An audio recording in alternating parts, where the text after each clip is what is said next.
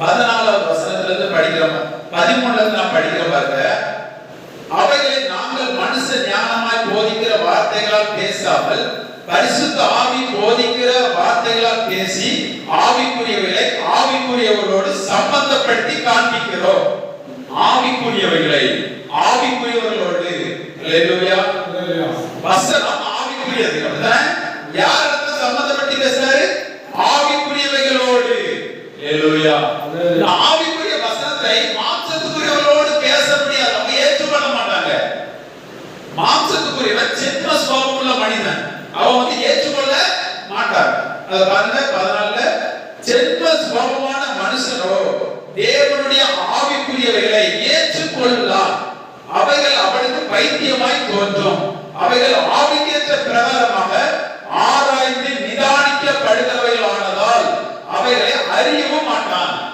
அதை என்ன செய்ய மாட்டான்? அறிவதற்கு மனதை செலுத்த மாட்டான்.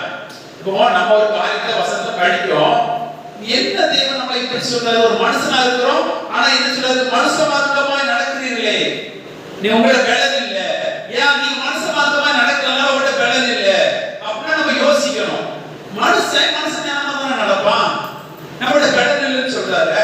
அப்ப என்ன அப்படின்னு பார்க்கணும். நம்ம ஆவியில பிறந்திருக்கிறோம், அப்ப ஆவிக்கு ஏற்றுக்கொள்ளலாம். இதை மனுஷ மார்க்கத்தில் உள்ளவங்க ஏற்றுக்கொள்ள முடியாது. அதனாலதான் இன்னைக்கு அநேக கிறிஸ்தவர்கள் இந்த புதிய பிரமாணத்தை ஏற்றுக்கொள்ள முடியல. ஏன்னா மாம்சத்துக்குரிய கிறிஸ்தவர்கள், மாம்சத்துக்குரிய கிறிஸ்தவர்கள் இருக்கிறபடினால் அவர்கள் இந்த மனிதன் இந்த உலகத்தை நோக்கி நம்ம பார்ப்பாங்க. உலகம் என்ன பக்தியில வெளிப்படுது? நீங்க எல்லா தெய்வத்தையுமே பாருங்க, அது என்ன பக்தியில அவங்க வெளிப்படுத்துறாங்க? தன்னுடைய பக்தியை தான் அவங்க வெளிப்படுத்துவாங்க. இது மனுஷங்க, எல்லா மனுஷர்களுமே செய்யக்கூடியது. மனிதனுடைய சுபாவம், தன்னுடைய அதை வெளிப்படுத்துவாங்க.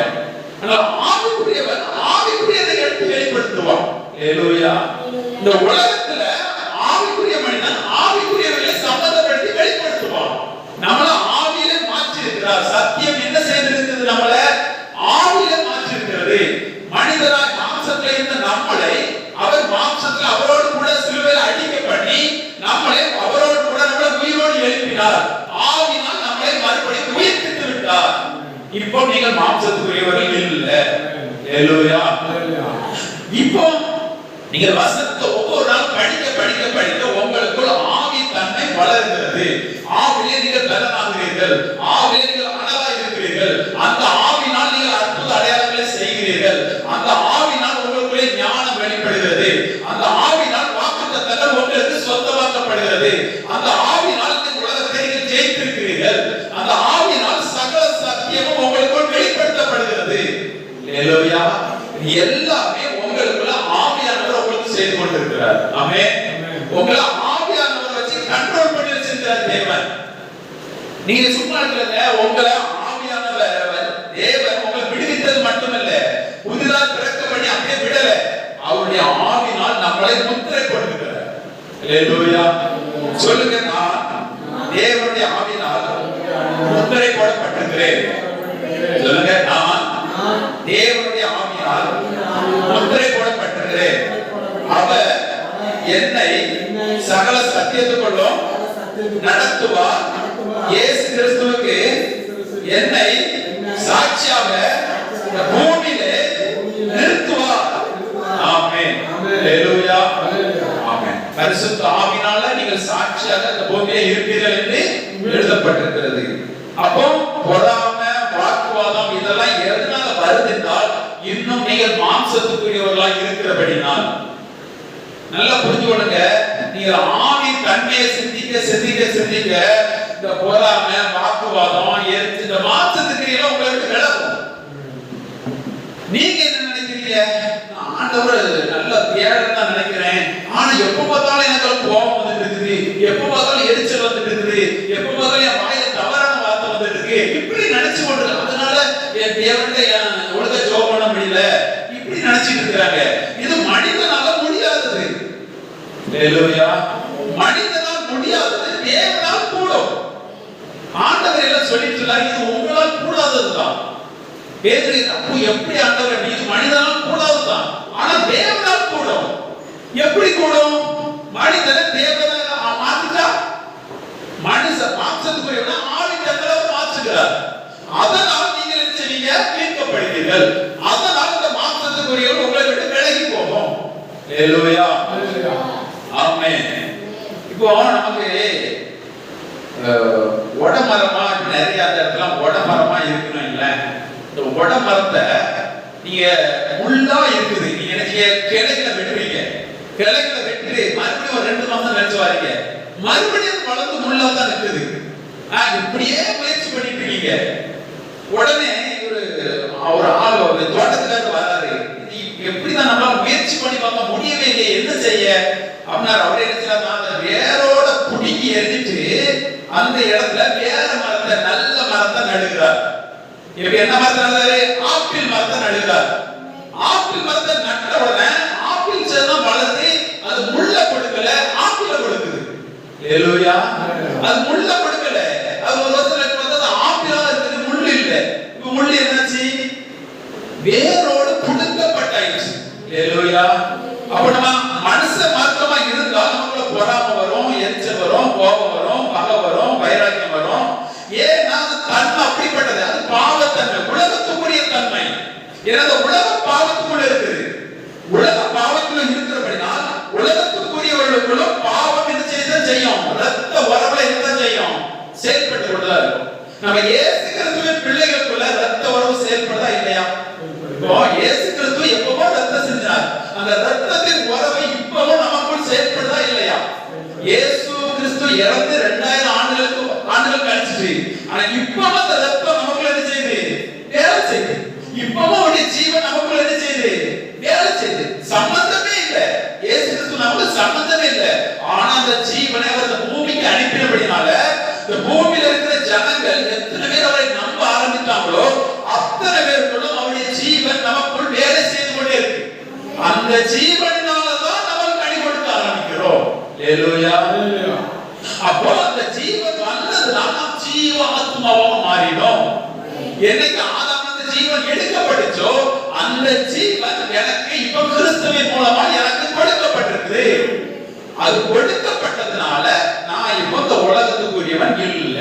ஹல்லேலூயா, ஆமென். நான் உலகத்துக்குரியவன் அப்படி நினைச்சா நீங்க பாவ வம்சத்துக்கு சொந்தக்காரர்களா தான் இருப்பீங்க. அங்க உங்களுக்கு என்னதான் நடந்துட்டு இருக்கும்? பொறாமை இருக்கும், எல்லாமே இருக்கும். இது என்னது? நீங்க இப்ப வேற மனுஷனா இருக்கிறபடினால் நீங்க மீட்கப்பட்டிருக்கீங்க. ஹல்லேலூயா, ஆமென். நான் மீட்கப்பட்டிருக்கிறேன். ஆமென். நான் மீட்கப்பட்டிருக்கிறேன். ஆமென். நான் புது சிருஷ்டியா இருக்கிறேன். நான் ஆவி மனிதனா இருக்கிறேன். நான் கிறிஸ்துவின் பிள்ளையா இருக்கிறேன். இந்த உலகத்துக்கு நான் மரித்து விட்டேன். ஆமென். இந்த தன்மையில நீங்க இருக்கும் பொழுதுதான் நீங்க ஆவியில வளர்ந்து கொண்டே இருப்பீங்க. ஜென்ம சுபாவங்கள் உங்களை விட்டு ஒழித்து போகும். ஆவியானவர் எங்க வருகிறார் அங்க நிச்சயம் விடுதலை உண்டாகும். நீங்க ஆவியில பேச பேச நான் ஆவியின் மனிதன் அப்படி நினைச்சு வாக்குத்தத்தம்லாம் நீங்க சொல்ல கிறிஸ்துவுக்குள் நான் அவருடைய புது சிருஷ்டியா இருக்கிறேன். பழைய எல்லாம் ஒழிந்து போயிட்டு எல்லாம் புதிதாய் மாறிச்சு என்று நீங்கள் விசுவாசிக்க பேச பேச பேச சிந்திக்க சிந்திக்க உங்கள் புதிய மனுஷன் தலத்தின் மேல் தலம் நடந்து கொண்டே இருப்பான், மகிமை மேல் மகிமை நடந்து கொண்டிருப்பான். அவர் வரும்பொழுது நீங்கள் மறுரூபமாக்கப்பட்டவர்களாக இருக்கிறீர்கள். ஹல்லேலூயா, ஆமென். அவர் வருவதற்கு இங்கே உங்களை ஆயத்தம் பண்ணி அதான் ஆவியானவருடைய ஆயத்தம் பண்ணுகிறார். இந்த பூமியிலே மறுரூபப்படுத்திக் கொண்டிருக்கிறார். அங்க போன பொருள்ல இங்கேயே நம்மளை மகிமையிலே பண்ணுகிறார். இயேசு கிறிஸ்து இந்த பூமியிலே மறுரூபமானார். இந்த உலகத்திலே அவர் என்ன செஞ்சாரு? இந்த பாவ உலகத்திலே அவர் மறுரூபமானார். அந்த மலையில பேதுருலாம் பார்த்துட்டு இருக்கும் பொழுது அவர் மறுரூபமானார் என்று சொல்லப்பட்டிருக்கிறது. ஹல்லேலூயா. அதே மகிமையை தேவன் உங்களுக்குள்ள வச்சிருக்கிறார். அதே ஆவியானவர் உங்களுக்குள்ள இருக்கிறார். ஆமென். இயேசு கிறிஸ்து எப்படி நான் யார் என்பதை அவர் அறிந்திருந்தாரோ, நான் எங்கிருந்து வந்தேன் என்பதை அறிந்திருந்தாரோ, அதே போல் நீங்களும் அறிந்து கொள்வீர்களானால், நான் எங்கிருந்து வந்தவர் என்பதை நீங்கள் அறிந்து கொள்வீர்களானால் அதே மகிமை உங்களுக்குள்ளும் செயல்படும். அவர் சொல்லுகிறார், நான் உலகத்தில் உள்ளவன் அல்ல, நான் உலகத்துக்குரியவன் அல்ல, என்னுடைய ராஜ்யம் உலகத்துக்குரியது அல்ல, உலகத்துக்குரியது அல்ல. ஹல்லேலூயா. என்னுடைய ராஜ்யம் வேற. ஆமென். அந்த ராஜ்யத்தை தான் இப்ப நம்ம ஸ்தாபிக்கிறோம். அந்த ராஜ்யத்தை தான் நாம ஸ்தாபித்துக் கொண்டிருக்கிறோம். இப்பொழுது நம்ம அந்த ராஜ்யத்தின் புத்திரர்கள் இந்த உலகத்திலே வந்து இருக்கிறோம். ஹல்லேலூயா. உலகத்துக்குரியவன் இல்ல, தேவ ஆவியுடையவர்கள் ராஜ்யத்தின் புத்திரர்களா இருக்க நீங்கள் தேவனுடைய ஆவியுடையவர்கள். இயேசு கிறிஸ்துவின் சொந்த இரட்சகராக நீங்கள் ஏற்றிருக்கிற பொழுது நீங்கள் பாவ மனுஷன் மரித்து நீதிக்கு பிழைக்கும்படிக்கு அவர் தாமே நம்முடைய பாவங்களை அவருடைய சரீரத்திலே சுமந்து தீர்த்தார். அவர் தழும்புகளால் நீங்கள் சுகமானீர்கள். ஹல்லேலூயா. சார், அவருடைய தழும்புகளால் நான் சுகமானேன். நான் பாவத்துக்கு மரித்து நீதிக்கு பிழைக்கும்படி அவர் என் பாவங்களை சுமந்து தீர்த்தார். இனி நான் பாவத்தை சுமக்கணும்னு சொன்னீங்கன்னா அவர் சுமந்ததை நீங்க மறுதலிக்கிறீங்க அர்த்தம். அவர் செய்ததை மறுதலிக்கிறீங்கன்னா இயேசு கிறிஸ்துவை நீங்கள் மறுதலிக்கிறீங்க அர்த்தம். இயேசு கிறிஸ்துவை மறுதலிக்கிறவனே அந்த கிறிஸ்துவுடையவர், ஆவியுடையவர். ஹல்லேலூயா. புரிஞ்சு கொள்ளுங்க. நீங்க அவரை விசுவாசிக்கீங்கன்னா அவர் செய்த கிரியைகளை நீங்கள் விசுவாசிக்கணும். அவர் எதற்காக செய்தார் என்று அறிகிற அறிவு நமக்கு வர வேண்டும். அதுதான் அவரை அறிவு சொல்ற. அவரை அறிகிற அறிவினால் உங்களுக்கு ஜீவனுக்கு ஏதுவானதோ பக்திக்கு ஏதுவானதோ கேட்டு தப்பித்து விசுவாசத்துக்கு பங்குள்ளவர்களாய் மாற்றுகிறது. ஹல்லேலூயா. இதை அறியாதவர் தான் சுத்திகரிக்கப்பட்ட மரத்தை கண்துறைக்கு போன குருடனாய் இருக்கிறான். யாரு? இதை அறியாதவர்கள். எதை அறியாதவர்கள்? இயேசு கிறிஸ்து எனக்காய் செய்ததனால் மீட்கப்பட்டேன் என்பதை அவர்கள் அறியாமல் இருக்கிறபடினால் தான் சுத்திகரிக்கப்பட்டதை மறந்து கண்துறைக்கு போன குருடராக இருக்கிறார்கள். அப்ப அறிவுடன் வெளிச்சம் உண்டாகிறது. அவரை அறிவுடன் நாம் வெளிச்சத்தின் பிள்ளைகள் என்பதை அறிகிறோம். இந்த உலகத்தில் நாம் வெளிச்சமா இருக்கிறோம். இந்த வார்த்தைகளை நாம் அறிவிக்கும் பொழுதுதான் இந்த உலகத்திலே வெளிச்சம் உண்டாகிறது. ஹல்லேலூயா. ஆமென். இந்த சுவிசேஷத்தை நீங்க அப்போஸ்தலர்களான நான் படிக்கிறேன். அப்போஸ்தலர்களாம் அவர்கள் சுவிசேஷத்தை விசுவாசித்து அவர்கள் ரட்சிக்கப்பட்டார்கள். சுவிசேஷத்தை கேட்டவரை அவர்கள் விசுவாசித்தார்கள். அவர் வீட்டாரெல்லாம் விசுவாசித்து ரட்சிக்கப்பட்டார்கள். அவர்கள் விசுவாசித்து மனமகிழ்ச்சியா இருந்தார்கள். பவுலும் சீலாவும் சிறைச்சாலையில போட்டிருக்குது. இங்க பாடி துதிக்கிறாங்க. அங்க துதிக்கும் பொழுது சிறைச்சாலையில இருந்த கட்டுகள் அகற்றப்படுகிறது, எல்லாம் தவிர்க்கப்படுது. அதை பார்த்த காவலாளி ஐயோ நம்ம அதிபதி கொன்றுவோம் அப்படின்னு நினைச்சு அவர் தன் வாளை எடுத்து தன்னையே அவன் சேதப்படுத்த நினைத்த பொழுது பவுல் சொல்லுகிறான், நீ ஒன்றையும் சேதப்படுத்தாத, உடனே சேதப்பட்டு நாங்க இங்கதான் இருக்கிறோம் அப்படின்னு சொல்றாரு. அப்போ உடனே சொல்றான், ஆண்டவரே இந்த ஆண்டவரை நான் அறிவதற்கு என்ன செய்ய வேண்டும் என்று சொல்லப்படுது. நீ இயேசு கிறிஸ்துவை விசுவாசி, அப்பொழுது நீயும் உன் வீட்டாரும் ரட்சிக்கப்படுவீர்கள் என்ற அந்த வார்த்தை அந்த இரவு வேளையிலே காவலாளிக்கு சொல்லுகிறார். அவன் உடனே அதை விசுவாசிக்கிறான். உடனே அவன் தன் வீட்டுக்கு கூட்டிட்டு போறான். வீட்டில் அந்த ராஜ்யத்தின் சுவிசேஷத்தை பவுல் பிரசங்கிக்கிறான். அந்த வீட்டாரெல்லாம் ஏற்றுக்கொண்டு அந்த இரவிலேயே அவர்கள் ஞானஸ்நானம் எடுத்து அவர்கள் இந்த நம்பிக்கையிலே சந்தோஷமா இருந்தார்கள் என்று சொல்லுது. ஹல்லேலூயா. அவர்கள் இந்த விசுவாசத்திலே மனமகிழ்ச்சியா இருந்தார்கள் வேதம் சொல்லுகிறது. அப்ப என்னத்தை அவர்கள் கண்டாங்க, என்னத்தை விசுவாசித்தாங்க, மனமகிழ்ச்சி எதனால் வந்தது? இயேசு கிறிஸ்துவை நீ விசுவாசிக்கும் பொழுது உனக்கு என்னெல்லாம் இருக்கிறது, யாரா இருக்கிறா என்பதை அதை சொன்ன பொழுது அதை அவர்கள் அந்த நம்பிக்கையோட சந்தோஷமா இருக்கிறாங்க, மனமகிழ்ச்சியா இருக்கிறாங்க. நான் இப்ப ஒரு பாவி மனிதன் அல்ல, நான் ஒரு மனுஷன் அல்ல, நான் தேவனுடைய பிள்ளை, நான் ஆவியின் மனிதன், நான் பரிசுத்தமாக்கப்பட்டிருக்கேன், நீதிமானாக்கி இருக்கிறார், என்னை மகிமைப்படுத்தி இருக்கிறார், நான் கிறிஸ்துவின் சரீரம் என்பதை அவர்கள் அறிந்தபடினால் அந்த நம்பிக்கையை அவர்கள் மனமகிழ்ச்சியா இருக்கிறார்கள். ஹல்லேலூயா. ஒரே இரவுல கர்த்தருடைய வசனம் அவ்வளவாய் வெளிப்படுகிறது. ஆமென். ஆமென். பவுல் பேசின பொழுது ஜனங்கள் எல்லாம் துரந்தவாய் ரட்சிக்கப்பட்டார்கள் சொல்லப்படுது. வேதம் சொல்லுது வசனம் விருத்தி அடைந்து மேற்கொண்டது என்று சொல்லுகிறது. ஹல்லேலூயா. கர்த்தருடைய வசனம் அவ்வளவாய் விருத்தி அடைந்து மேற்கொண்டது. என்னத்தை மேற்கொண்டது? உலகத்தை மேற்கொண்டது. ஹல்லேலூயா. பாவத்தில் இருக்க ஜனங்களை இந்த வார்த்தை மேற்கொண்டது.